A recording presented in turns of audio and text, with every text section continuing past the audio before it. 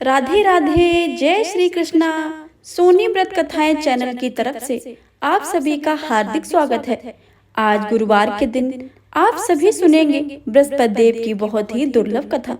तो इस कथा को भक्ति भाव से और प्रसन्न मन चित्त से पूरा अवश्य सुनिए और कमेंट बॉक्स में भगवान बृहस्पति देव की जय लिखना बिल्कुल भी मत भूलिए। आइए प्रेम से सुनते हैं बृहस्पति देव की कथा। प्रेम से बोलिए बृहस्पति देव महाराज की जय। भारतवर्ष में एक प्रतापी और दानी राजा राज्य करता था। वह नित्य गरीबों और ब्राह्मणों की सहायता करता था। यह बात उसकी रानी को अच्छी नहीं लगती थी। वह ना ही गरीबों को दान देती थी और ना ही भगवान के पूजन करती थी और राजा को भी दान देने से मना किया करती थी। एक दिन राजा शिकार खेलने वन को गए हुए थे तो रानी महल में अकेली थी। उसी समय बृहस्पति देव साधु वेश में धारण करके राजा के महल में भिक्षा लेने के लिए गए और भिक्षा मांगी। रानी ने भिक्षा देने से इनकार किया और कहा कि हे साधु महाराज, मैं तो दान पुण्य से तंग आ गई हूँ। मेरे पति सारा दिन धन लुटाते फिरते रहते हैं। ऐसी इच्छा है कि हमारा धन नष्ट हो जाए और ना ही रहेगा बांस ना ही बजेगी बांसुरी। साधु ने कहा, देवी तुम तो बड़ी ही विचित्र हो। धन संपत्ति सभी चाहते हैं। पुत्र और लक्ष्मी तो पापी के घर में भी होनी चाहिए। यदि तुम्हारे पास धन अधिक है तो भूखे को भोजन दो, प्यासे के लिए प्याऊ बनवाओ, मुसाफिरों के लिए धर्मशाला खुलवाओ। जो निर्धन अपनी कुंवारी कन्याओं का विवाह नहीं कर सकते उनका विवाह करा दो। ऐसा और कई काम हैं जिनके करने से तुम्हारा यश लोक और परलोक में फैलेगा। परंतु रानी पर उपदेश का कोई प्रभाव नहीं पड़ा। वह बोली, महाराज आप मुझे न समझाएं। मैं ऐसा धन नहीं चाहती हूँ कि जो मैं हर जगह बांटती फिरूं। साधु ने उत्तर दिया, यदि तुम्हारी ऐसी इच्छा है तो तथास्तु। तुम ऐसा करना कि बृहस्पतिवार को घर लीपकर पीली मिट्टी से अपना सिर धोकर स्नान करना, भट्टी चढ़ाकर कपड़े धोना। ऐसा करने से आपका सारा धन नष्ट हो जाएगा। कहकर वह साधु महाराज वहां से अलविदा हो गए। साधु के अनुसार कई बातों को पूरा करते हुए रानी को केवल 3 बृहस्पति ही बीते थे कि उसकी धन संपत्ति सब नष्ट हो गई। भोजन के लिए राजा को परिवार तरसने लगा था। तब एक दिन राजा ने रानी से बोला कि हे रानी, तुम यहीं रहो, मैं दूसरे देश को जाता हूँ, क्योंकि यहाँ पर सभी लोग मुझे जानते हैं, इसलिए मैं कोई छोटा कार्य नहीं कर सकता। ऐसा कहकर राजा परदेश को चला गया। वह वहाँ जंगल में लकड़ी काट कर लाता और शहर में बेचता। इस तरह वह अपना जीवन व्यतीत करने लगा। फिर राजा के परदेश जाते ही रानी और दासी दुखी रहने लगी।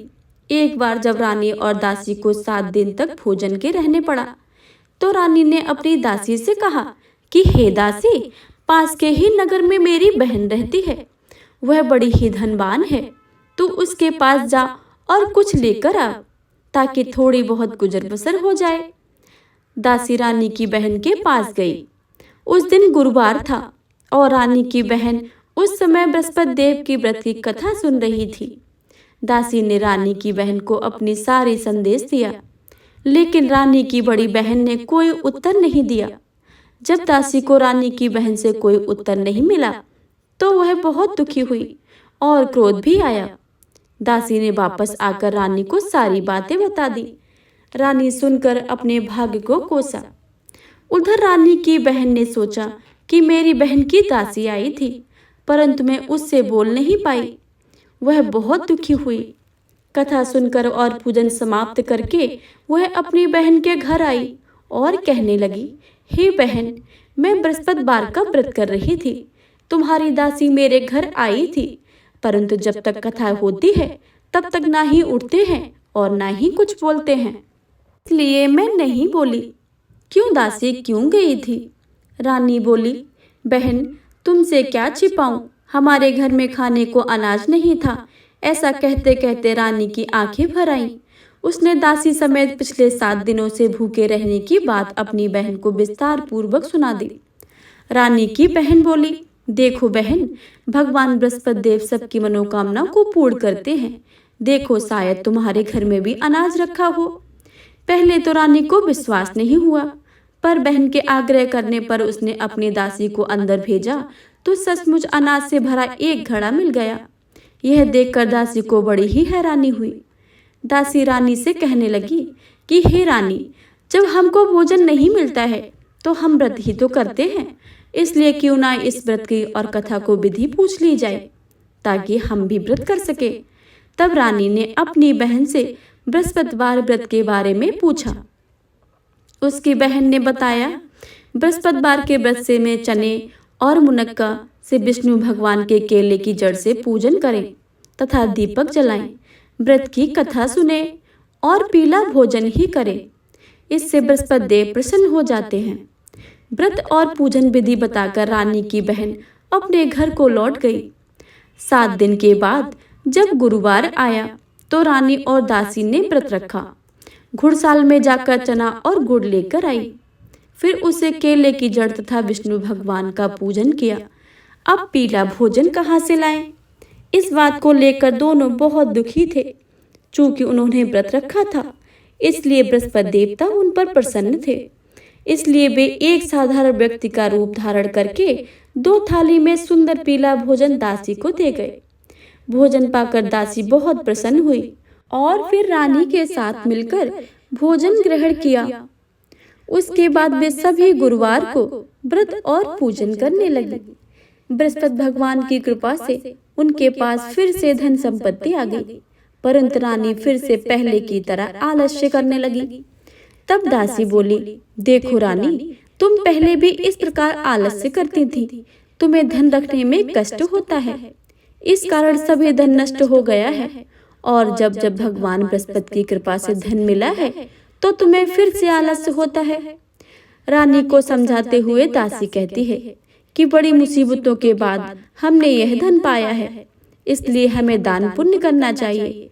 भूखे मनुष्य को भोजन कराना चाहिए और धन को शुभ कार्यों में खर्च करना चाहिए, जिससे तुम्हारे कुल को यश बढ़ेगा, स्वर्ग की प्राप्ति होगी और पितृ भी प्रसन्न होंगे। दासी की बात मानकर रानी अपना धन शुभ कार्यों में खर्च करने लगी, जिससे पूरे नगर में उसका यश फैलने लगा। एक दिन राजा दुखी होकर जंगल के एक पेड़ के नीचे आसन जमाकर बैठ गए। वह अपनी दशा को याद करके व्याकुल होने लगे। बृहस्पतिवार का दिन था। एकाएक उसने देखा कि निर्जन वन में एक साधु प्रकट हुए। वह साधु वेश में स्वयं बृहस्पति देवता थे। लकड़हारे के सामने आकर बोले, हे लकड़हारे, इस सुनसान जंगल में तू चिंतामग्न क्यों बैठा है? लकड़हारे ने दोनों हाथ जोड़कर प्रणाम किया और उत्तर दिया, महात्मा जी, आप सब कुछ जानते हैं, मैं क्या करूं?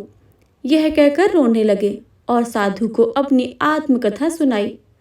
महात्मा जी ने कहा कि तुम्हारी स्त्री ने बृहस्पति के दिन बृहस्पति भगवान का निरादर किया था, जिसके कारण रुष्ट होकर उन्होंने तुम्हारी यह दशा की है। अब तुम चिंता को दूर करके मेरे कहने पर चलो, तुम्हारे सब कष्ट दूर हो जाएंगे और भगवान पहले से भी अधिक संपत्ति देंगे। तुम बृहस्पति के दिन व्रत किया करो। 2 पैसे के मुनक्के और चने लाकर उसका प्रसाद बनाओ और शुद्ध जल में लोटे में शक्कर मिलाकर अमृत तैयार करो। कथा के पश्चात अपने सारे परिवार को सुनने वाले प्रेमियों से अमृत को बांट कर और आप भी ग्रहण करो। ऐसा करने से भगवान तुम्हारी सब मनोकामनाएं पूरी कर देंगे। साधु के ऐसे वचन सुनकर लकड़हारा बोला, हे प्रभु, मुझे लकड़ी बेचकर इतना पैसा नहीं मिलता है जिससे भोजन के उपरांत कुछ बचा सकूं। मैंने रात्र में अपनी स्त्री को व्याकुल देखा है। मेरे पास कुछ भी नहीं है जिससे मैं उसकी खबर मंगा सकूं। साधु ने कहा, हे लकड़हारे, तुम किसी बात की चिंता मत करो। बृहस्पति के दिन तुम रोजाना की तरह लकड़ियां लेकर शहर को जाओ। तुमको रोज से दुगना धन प्राप्त होगा, जिससे तुम भली भांति भोजन कर लोगे और बृहस्पति देव की पूजा का सामान भी ले आओगे। इतना कहकर साधु अंतर ध्यान हो गए। धीरे धीरे समय व्यतीत होने पर वही बृहस्पतिवार का दिन आया। लकड़हारा जंगल से लकड़ी काटकर किसी शहर में बेचने गया। उसे उस दिन में अधिक पैसा मिला। राजा ने गुड़ चना आदि लाकर गुरुवार का व्रत किया। उस दिन से उसके सभी कलेश दूर हो गए। परंतु जब दोबारा गुरुवार का दिन आया तो बृहस्पति देव का व्रत करना ही भूल गया। इस कारण बृहस्पति भगवान नाराज हो गए। उस दिन उस नगर के राजा ने विशाल यज्ञ का आयोजन किया तथा शहर में यह घोषणा करवा दी कि कोई भी मनुष्य अपने घर में भोजन न बनाए, न ही आग जलाए। समस्त जनता मेरे यहाँ भोजन करने आए। इस आज्ञा को न मानने वाले उसे फांसी की सजा दी जाएगी। इस तरह की घोषणा संपूर्ण नगर में करवा दी गई। राजा की आज्ञा के अनुसार शहर के सभी लोग भोजन करने गए, लेकिन लकड़हारा कुछ देर में पहुंचा। इसलिए राजा उसको साथ अपने घर ले गए और ले जाकर भोजन करा रहे थे तो रानी की दृष्टि उस खूंटी पर पड़ी जहां उसका हार लटका हुआ था।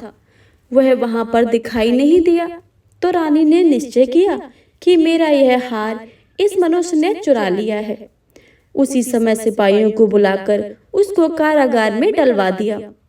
जब लकड़हारा कारागार में पड़ गया और बहुत दुखी होकर विचार करने लगा कि ना जाने कौन से पूर्व जन्म के कर्म मुझे यह दुख प्राप्त हुआ है, और उसी साधु को याद करने लगा जो कि उसे जंगल में मिला था।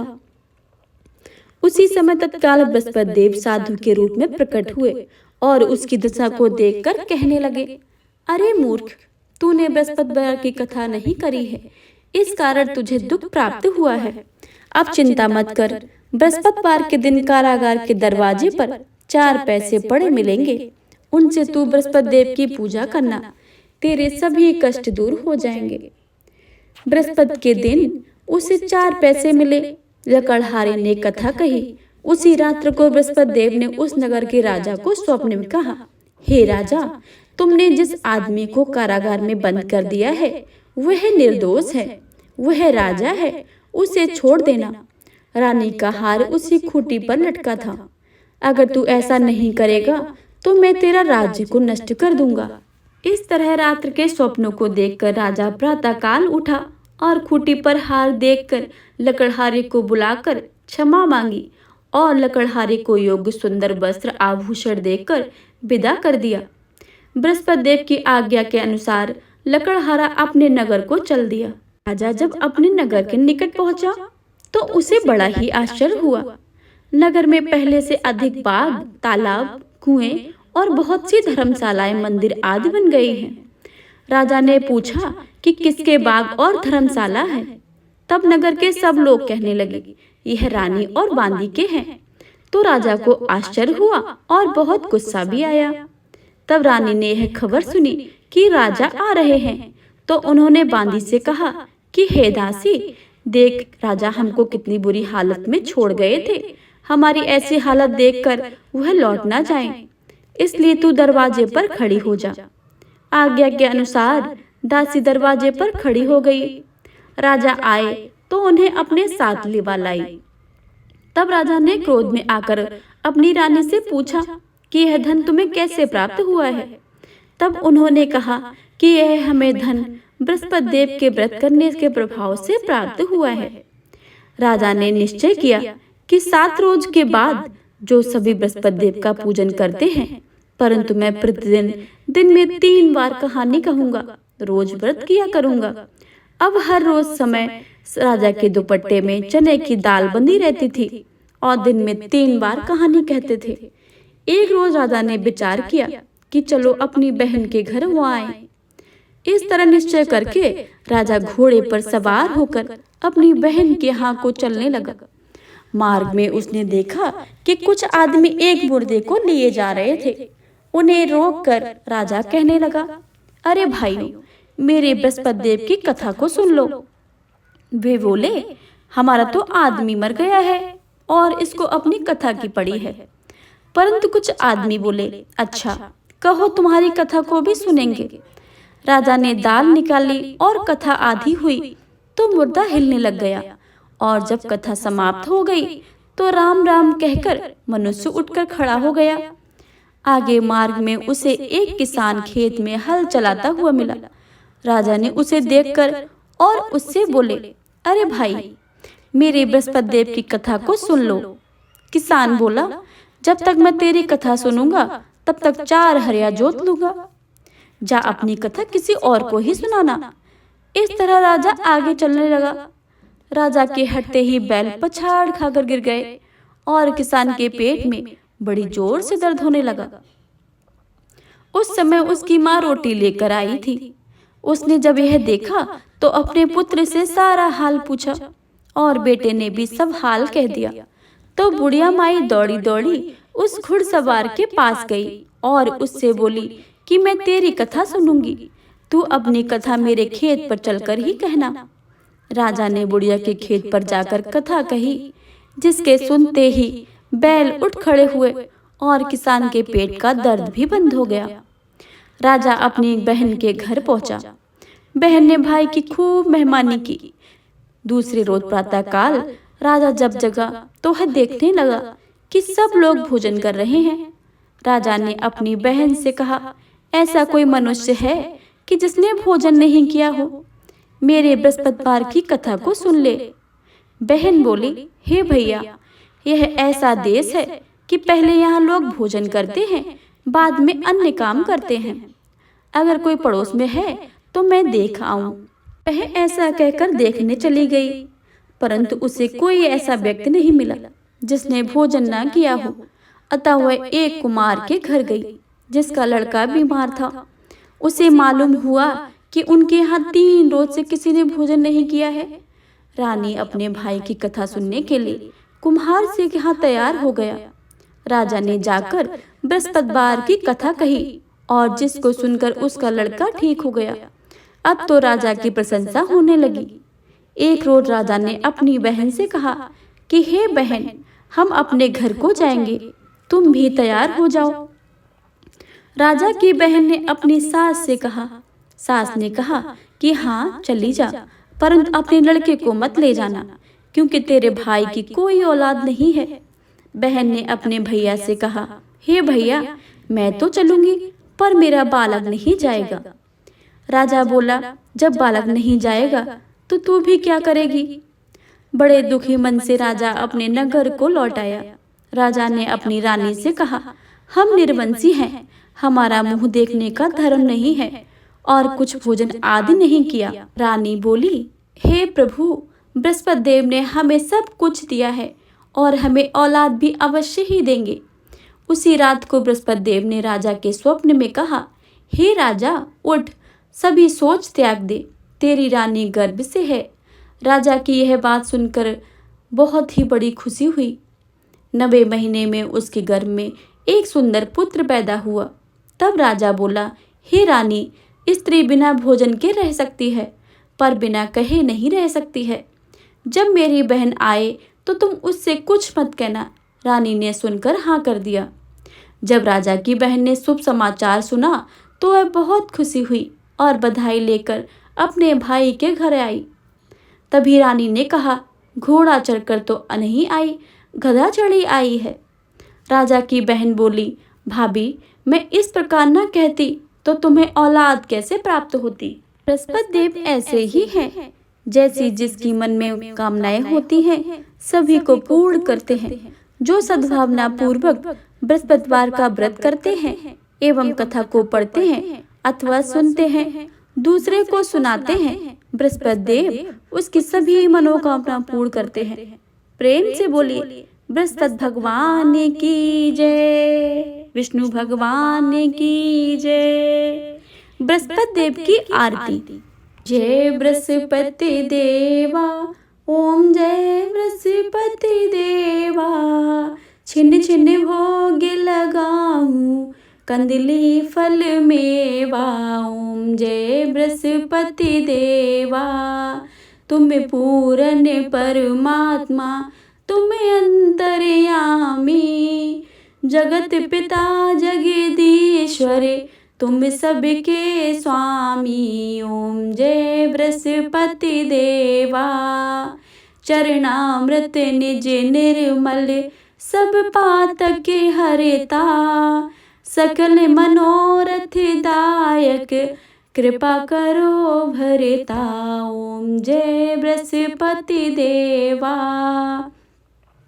तन मन धन अर्पण करे, जो जन शरण पड़े। प्रभु प्रकट तब हो करे, आ करे द्वार खड़े। ओम जय बृहस्पति देवा। दीन दयाल दयानिधि, भक्त हितकारी।